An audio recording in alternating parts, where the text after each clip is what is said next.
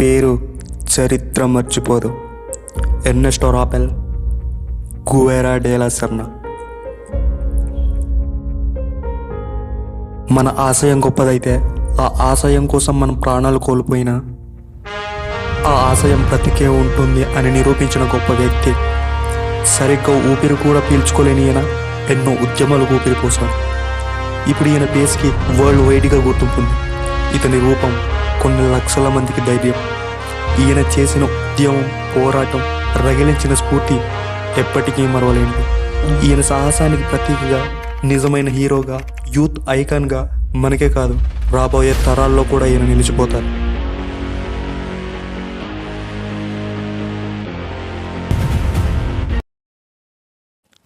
చెగువెరా 1928 June 14 అర్జెంటీనాలోని రొసారియాలో Celia de la Serna, Ernesto Guevara Lynch దంపతులకి జన్మించారు. గువెరా చిన్నప్పటి నుండి శ్వాసకోశ వ్యాధితో బాధపడేవాడు. అస్తమా వల్ల ఇతర పిల్లలతో పోలిస్తే ఎక్కువ శారీరక శ్రమ చేయలేకపోయేవాడు. కానీ ఈ ఆరోగ్య సమస్యలు అతని ఆత్మవిశ్వాసాన్ని తగ్గించలేదు. గువెరా చిన్నతనం నుంచే చదువులో మంచి శ్రద్ధ చూపించేవాడు. అతను వివిధ సాహిత్య, రాజకీయ, సామాజిక అంశాల పట్ల ఆసక్తిని ప్రదర్శించేవాడు.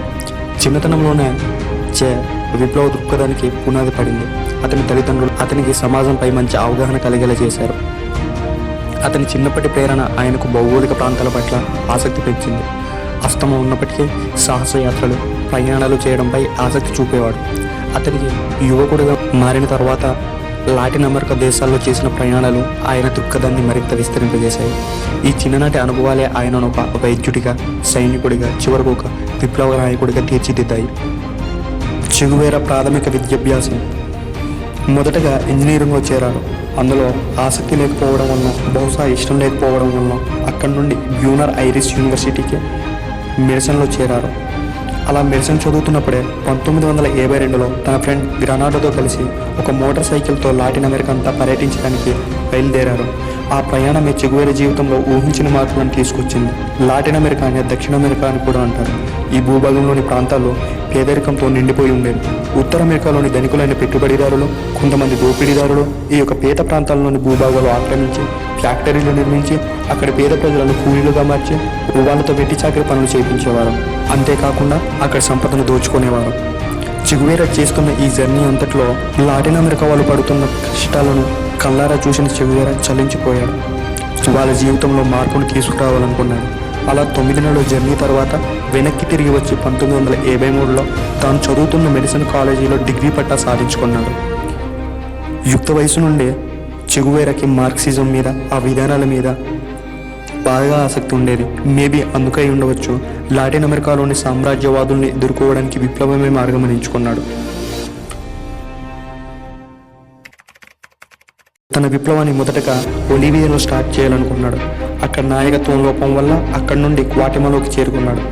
అక్కడే ఎంతోమంది నాయకులతో పరిచయం. అదే సమయంలో ఎల్డా అనే ఆమెతో పరిచయం పెళ్లిగా మారింది. వాళ్ళ ప్రేమకి గుర్తింపుగా ఒక అమ్మాయి జన్మించింది. కొంతకాలం తర్వాత క్యూబాలో బాటిస్టా పాలనకు వ్యతిరేకంగా విప్లవం చేస్తున్న కాస్ట్రో గురించి తెలుసుకున్నారు. చెగువెరా కాస్ట్రోని కలుసుకున్నారు.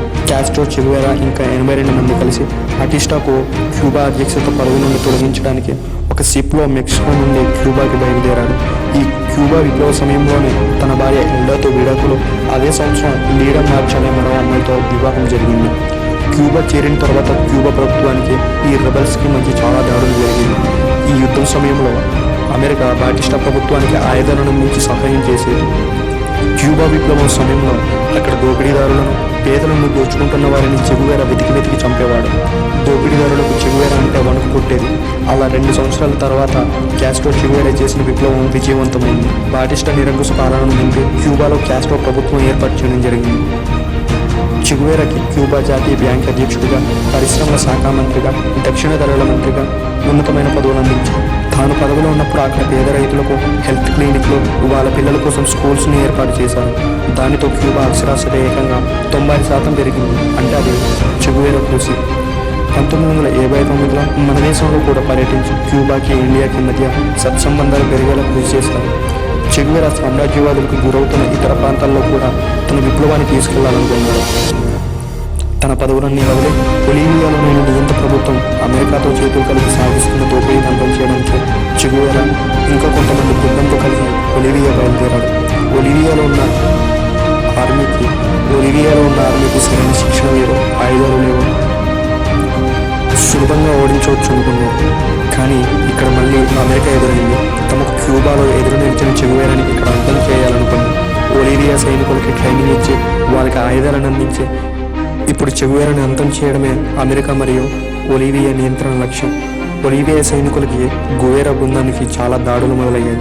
ఒలివియా అడవుల్లో సరైన తిండి నిద్ర లేకుండా బృందంలో అందరూ నీరసించిపోయారు. అందులో చెగువేరాకి అస్తమా కారణంగా ఆరోగ్యం పూర్తిగా పాడైంది. తన బరువు సగానికి పైగా కోల్పోయాడు.